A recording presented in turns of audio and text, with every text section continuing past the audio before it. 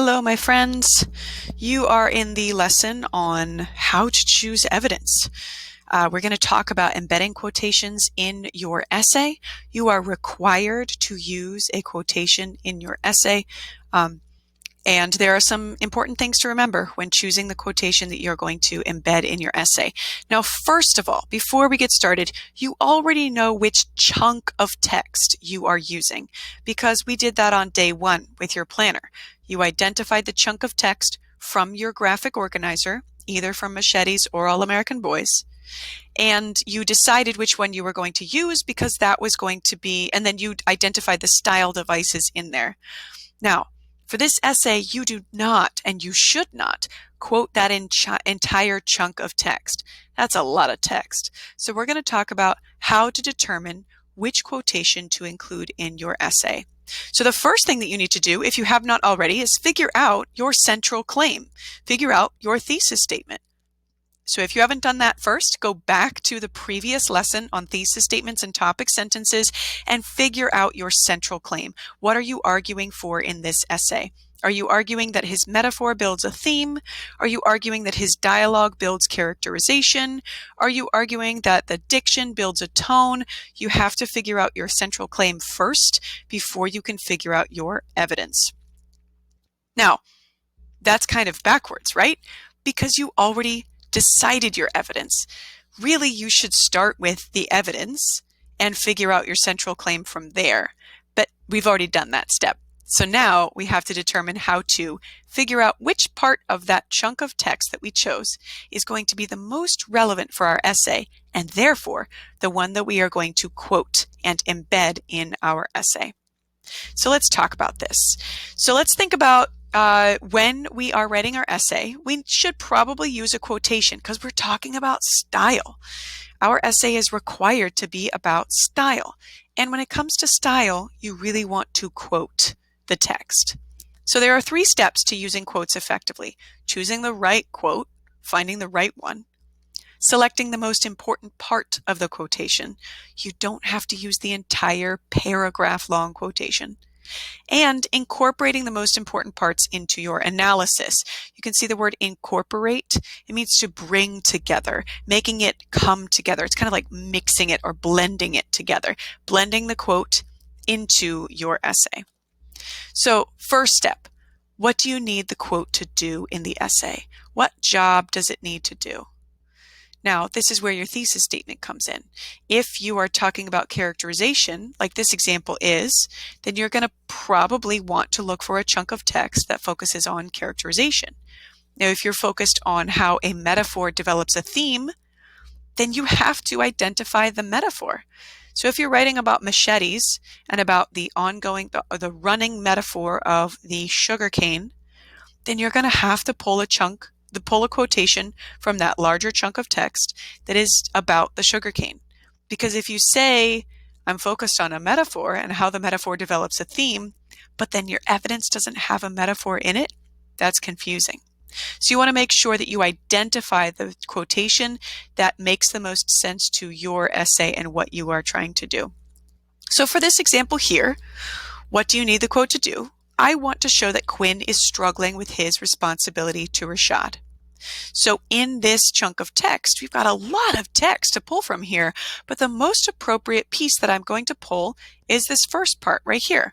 Now, I was thinking about how, if I wanted to, I could walk away and not think about Rashad in a way that Shannon or English or Toombs or any of the guys at school who were not white could not. So this is the chunk of text that I'm going to pull. Now, the style analysis that I might pull would be maybe a detail or explanation. But this chunk of text is showing how Quinn is struggling with his responsibility to Rashad. Then you have to ask yourself, what phrases in the quote are the ones that I really need? Because this is still a long quotation. You might not want to quote all of that.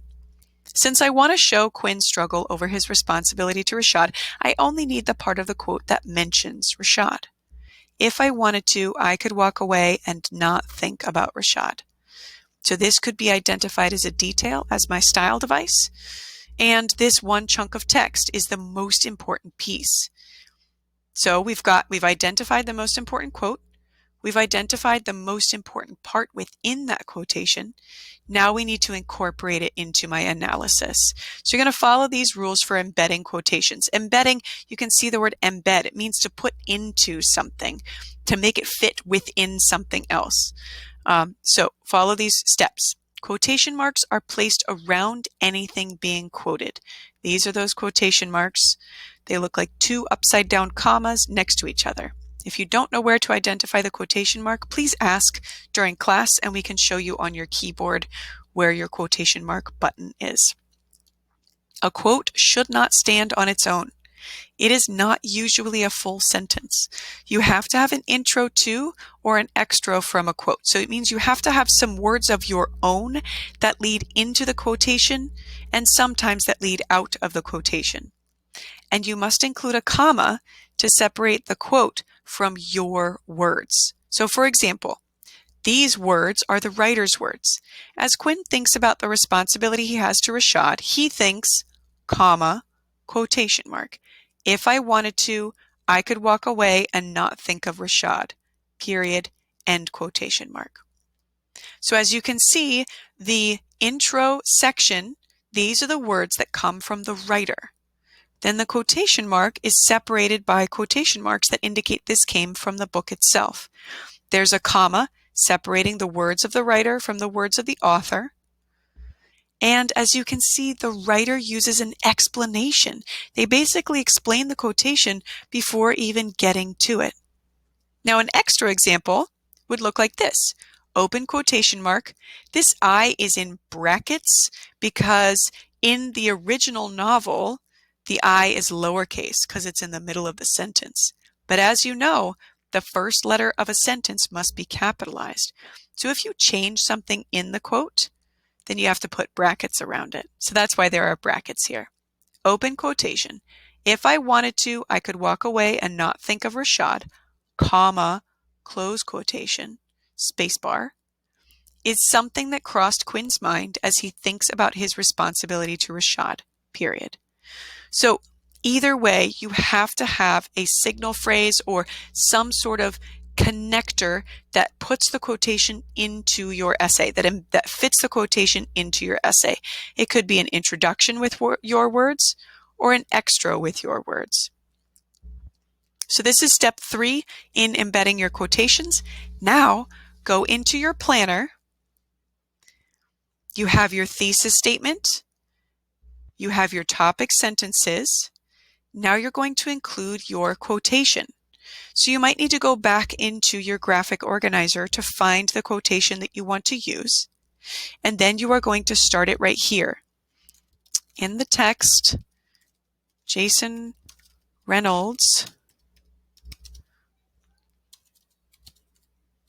unpacks the metaphor of the sugarcane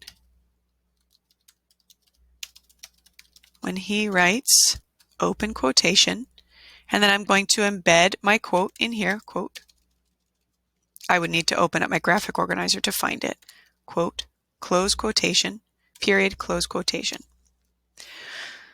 And then after that, you're going to get into the explanation. So this is the quotation. Even though I'm explaining a little bit right here, it's not enough explanation. So then you're going to get into your explanation, which is in the next lesson.